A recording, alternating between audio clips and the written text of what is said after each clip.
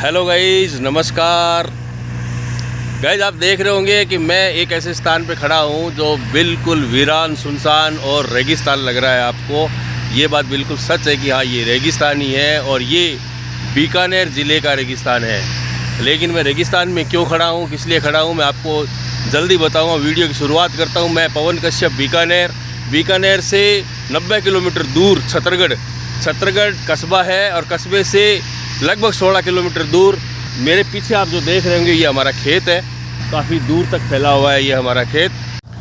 तो गाइस, सामने आप देख रहे होंगे जो एक रेतीला टीला दिख रहा है आपको, राजस्थान का खेत। और इधर जो ये जीप खड़ी है सामने आप देख रहे होंगे, मैं थोड़ा जूम कर देता हूँ। ये देखिए, ये जीप एक सामने दिख रही होगी आपको, धुंधली वो खड़ी, वहाँ से लेकर के और पीछे काफ़ी दूर तक और सामने हरियाली सी आपको दिख रही होगी। उसके अंदर घास बोया हुआ है पशुओं के लिए, सरसों भी बोई हुई है। और इधर भी आप देख रहे होंगे राजस्थान के जो खेत होते हैं वो इस तरह के खेत होते हैं। जो ये जो लकड़ खड़ा है ये एक सीमा रेखा के ऊपर है। इसमें तार लगा रखे हैं जो ये करंट के तार है, जिसे पशु वगैरह कोई अंदर नहीं आता है। तो गाइज, आप सामने देख रहे होंगे ये ट्रैक्टर लगा हुआ है और ये जो गंवार पड़ा है इधर देखिए ये, और सामने ये अब क्या है कि गंवार की निकलवाई हो रही है, यानी कि इसके अंदर से दाना निकल रहा है। ये जो कटाई करके इसको और फिर इसको सुखा करके फिर इसको एक जगह ढेर लगा दिया गया। और ढेर लगाने के बाद अब इस ट्रैक्टर से इसको गंवार को निकाला जा रहा है गाइज। और निकालने के बाद इसको बोरियों में भर करके हम इसको लेके जाएंगे दुकान पर। मैं सोच रहे होंगे कि रेगिस्तान के खेतों में लोग कैसे रहते हैं। सामने आप देख रहे होंगे ये खेत के अंदर ही एक मकान बना हुआ है। इसको ढाणी बोलते हैं लोग। ढाणी का मतलब होता है कि खेत के अंदर जो रहने के लिए आवास बनाया जाता है, उसी के अंदर फसल रखने के लिए भी जो स्टोर बनाया जाता है, पशुओं को बांधने के लिए भी उनका बाड़ा बनाया जाता है, और सब कुछ मतलब खेत के अंदर ही होता है। तो वो सुविधाएं जुटा करके काश्तकार या किसान जो है ना, इन खेतों में अपना घर बना करके रहते हैं गाइज। गर्मी पड़ती है, सर्दी में सर्दी पड़ती है और चारों तरफ रेतीले ठंडे टीले दोहरे होते हैं। यहाँ पर टीलों को दोहरे बोलते हैं। और ये जो आप देख रहे होंगे रेत, बिल्कुल बारीक रेत होती है, मोटे हल्के मोटे कण होते हैं। तो ये रेत पसरी हुई है और इसी के अंदर गाइज खेती होती है। मेरे कदम जहाँ चल रहे हैं आप देख रहे होंगे कि ये उस रेत पे चल रहे हैं जो सोना उगलती है। आप सोचकर आश्चर्य करोगे कि सोना कैसे उगलती है। ये जो रेत जितनी सुनहरी लग रही है, बालू रेत है, पीली पीली, और सूर्य का प्रकाश इसके ऊपर पड़ता है तो ये सुनहरे कणों के अंदर चमकती है। तो सच में इसमें से सोना निकलता है, सोना ये उगलती है। लेकिन कैसे उगलती है मैं अभी आपको बता देता हूँ कि यहाँ ये जो खेत हैं ये रेगिस्तान के खेत है। इसके अंदर क्या है, मूंगफली की फसल बहुत ही अच्छी होती है। ये जो तेलिए जो फसल होती है मूंगफली की, और एक दूसरी फसल होती है सरसों की, तो यहाँ लोगों को माला माल कर देती है, इस तरह से बैठती है। लेकिन इसके फसल को उगाने का, उसकी परवरिश करने का और उसको काटने का एक तरीका होता है, एक ढंग होता है। यहाँ के लोग सिद्धस्त है उसके अंदर। और इस तरह से जो है कि यहाँ इन रेतीले के जो टिब्बों के ऊपर उसको फसल को उगाते हैं। और इस रेतीली धरती होने के कारण ही वो फसल जो अपने परवान चढ़ती है और उसके अंदर मूंगफली जो है ना अच्छी बैठती है। तो गाइज, मैंने मूंगफली के बारे में बताया। तो इसके साथ साथ क्या है कि रबी की जो फसल होती है सर्दियों के अंदर आती है। इस इलाके के अंदर, रेगिस्तानी इलाके के अंदर, हाँ क्या है कि सरसों की फसल जो होती है बहुत ही अच्छी बैठती है गाइज। मतलब कि इतना पौधा लंबा होता है और लद जाता है सरसों से कि यहाँ के काश्तकारों को वो माला माल कर देता है। तो मेरे इस कहने का मतलब आप समझ गए होंगे कि किस तरह से यहाँ की धरती सोना उगलती है, फसलों के माध्यम से सोना उगलती है। हालांकि इतनी फसलें नहीं हो पाती जो दूसरी, जैसे गन्ना है, कपास है, या दूसरी पानी वाली ज़्यादा फसलें वो नहीं हो पाती। या 3-4 प्रमुख फसलें होती है वो यहाँ पर होती है। चने की भी हो जाती है, गेहूँ भी हो जाता है गाइज। तो गाइज, आप सामने देख रहे होंगे ये पानी का एक स्रोत है तालाब टाइप दिख रहा है आपको, ये खेत में बनी हुई डिग्गी है और इस पानी से खेतों में सिंचाई की जाती है। कैसे की जाती है आप ये देखकर आश्चर्य कर रहे होंगे कि यार ये खेत के अंदर मतलब बड़ा सारा इन्होंने एक तालाब टाइप बना रखा है, इसका सिंचाई कैसे की जाती है? मोटर लगा करके इसके अंदर से और फव्वारे के माध्यम से खेतों की क्यारियों के अंदर इस पानी को लगाया जाता है और उसी के माध्यम से सिंचाई की जाती है। जैसे कि उत्तराखंड के अंदर, यूपी के अंदर, हरियाणा, पंजाब, इस जगह के अंदर जिस तरह सिंचाई की जाती है उस तरह की सिंचाई यहाँ राजस्थान के खेतों में नहीं होती गाइस, क्योंकि ये रेगिस्तान के खेत हैं। यहाँ पानी की बहुत महत्वता है, कीमत बहुत ज़्यादा है पानी। बूंद बूंद पानी को सहेज कर रखा जाता है, इसको इकट्ठा करके फिर इसकी बूंद बूंद से ही सिंचाई की जाती है। ये देखो रेगिस्तान के खेत में दोहरों के बीच में पानी की ये मतलब कि एक तालाब टाइप ही बना रखा है। नीचे इसके पन्नी लगा रखी है, देखिए गाइस, जो प्लास्टिक की पन्नी होती है वो सामने काली काली दिख रही होगी और उसके ऊपर छोटी एक दीवार सी लगा करके इसको पूरा भर दिया जाता है। अब इसको किस तरह से भरा जाता है मैं आगे दिखाता हूँ। तो गाइस आप सामने देख रहे होंगे इस टंकी के अंदर, इस तालाब के अंदर ये सामने पाइप लगा हुआ है मेरी उंगली की सीध में, ये बिल्कुल ये पाइप लगा, इसी के अंदर से पानी इसके अंदर आता है और पानी आकर के इसके अंदर एकत्रित होता है। वो कैसे आता है? ये सामने एक नाला है, इसको क्या कि यहाँ की भाषा में खाला बोलते हैं, खाला। तो ये खाला है, ये इधर से आ रहा है, ये देखिए। और ये क्या है कि एक छोटी माइनर से जुड़ा हुआ है और वो छोटी माइनर जो है एक बड़े नहर से जुड़ी हुई है जिसे बोलते हैं इंदिरा गांधी नहर। इंदिरा गांधी नहर जो है वो मेरे हाथ के इस साइड में है, सामने कम से कम 3-4 किलोमीटर दूर है।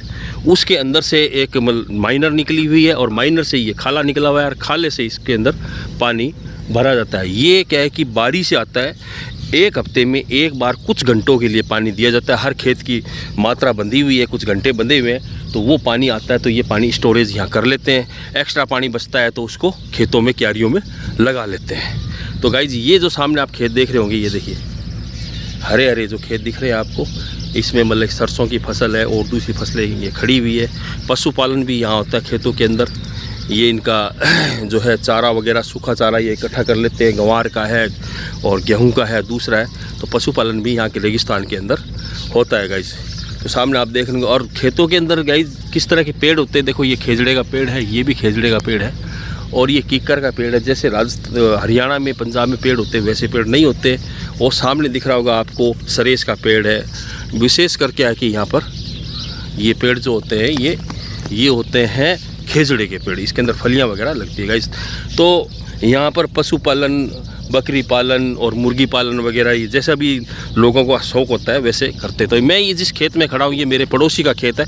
हमारा खेत तो सामने इधरले पास है, ये मेरे पड़ोसी का खेत है। तो हम इस पड़ोसी को ही अपना खेत देते हैं आध के ऊपर बीजने के लिए।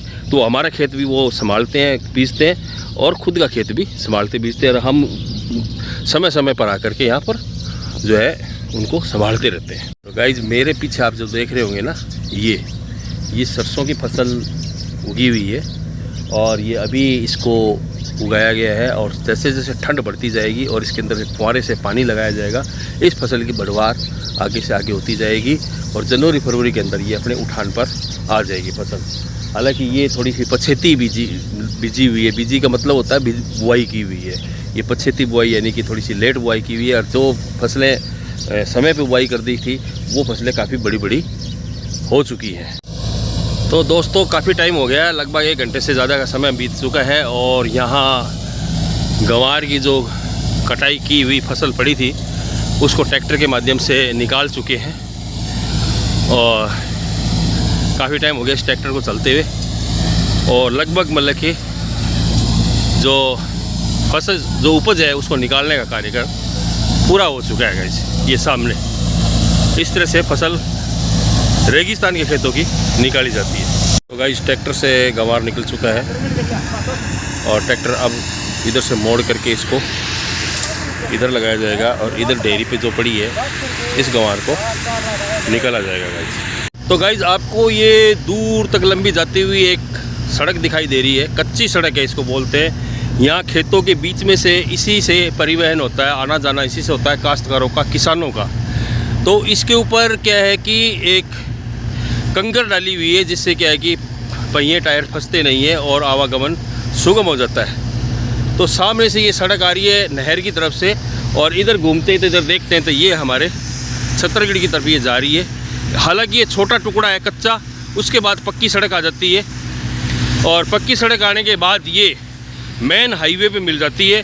वो अटल बिहारी वाजपेयी की सरकार थी तो अटल बिहारी वाजपेयी ने प्रधानमंत्री ग्रामीण संपर्क सड़क योजना कार्यक्रम चलाया था, जिसमें सभी देश के सभी हिस्सों में खेतों के अंदर संपर्क सड़कें बनाई थी, जिससे कि काश्तकार या देश के किसानों को आवागमन उनके खेतों से होकर के मुख्य सड़कों पर तक पहुंचने का रास्ता मिल सके।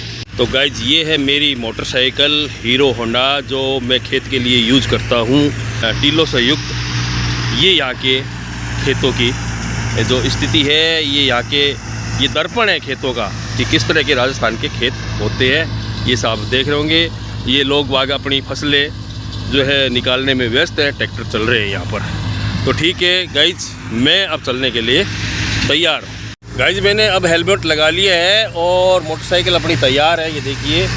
और अब मैं यहाँ से चलने के लिए रेडी हूँ और स्टार्ट करके मैं अब निकलता हूँ। हमने देख रहे हैं मेरी उंगली की सीध में ये जो सड़क, पक्की सड़क है डांबर युक्त, तो ये हमारे खेत से आ रही है। यानी कि मैं 2 मुरब्बा कच्ची सड़क पे चला था जिस पे कंकर डली हुई थी। मोटरसाइकिल ये मेरी साथ में है, इससे मैं चला था। तो वहाँ से निकलने के बाद ये सड़क आ गई है। इस सड़क को पकड़ करके मैं यहाँ पर छतरगढ़ की तरफ जा रहा हूँ। तो बीच रास्ते में मैं आपको कुछ दिखाने के लिए रुका था। तो सामने देखिए सरसों की फसल है और ये फुहारे से सिंचित हो रही है, देख लीजिए। ये सामने फुहारा चल रहा है, मैं आपको जूम करके दिखा देता हूँ। ये देखिए, ये सामने फुहारा चल रहा है, लेकिन साथ में इसके दूसरी तरफ देखिए लाल रंग की चारदीवारी है। तो ये सामने स्कूल बना हुआ है बच्चों का, और इधर जो है कि आबादी बसी हुई है। ये रेगिस्तान के रेतीले धोरों के बीच के अंदर इस तरह से लोग यहाँ पर जीवन यापन करते हैं, ये रहते हैं। और ये सामने आप देख रहे होंगे, ये भी एक आबादी है, इसी की लगती ये आबादी, चारों तरफ ये आबादी बसी हुई है। यहाँ लोग रहते हैं, आसपास के खेतों के जो काश्तकार किसान है, ये एक जगह झुंड बना करके रहते हैं और इस तरह से अपनी खेती करते हैं। यहाँ से ये सुबह अपने घर से खाना पीना करके और अपने खेतों के लिए निकल जाते हैं और खेतों में जा कर के दिन भर मेहनत करते हैं और शाम को फिर से अपने घर पे आ जाते हैं। तो यहाँ सरकार ने स्कूल की सुविधा कर रखी है, एक छोटे से अस्पताल की सुविधा कर रखी है जहाँ ANM रहती है, और ज़्यादा बीमारी होने पर वो छतरगढ़ जाते हैं, जो ज़्यादा दूर नहीं है, थोड़ी सी दूर है। ये जो खेत सुनने इसलिए पड़े, सुनने का मतलब होता है खाली इसलिए पड़े हैं क्योंकि यहाँ पर गंवार की बहुतायत में खेती होती है। गंवार की खेती लोग ज़्यादा करते हैं और उसके बाद मतलब कि खाली को खेत को छोड़ देते हैं। जिसके पानी लगता है वो चना, सरसों या गेहूं कर लेता है, और जिसके पानी नहीं लगता है वो खाली पड़े रहते हैं। तो अगली साल फिर बरसात होती है, फिर से गंवार की खेती होती है और फिर से लोग अपनी फसलों में जुड़ जाते हैं। तो गंवार की यहाँ पर एक नकदी फसल के रूप में बोई जाती है।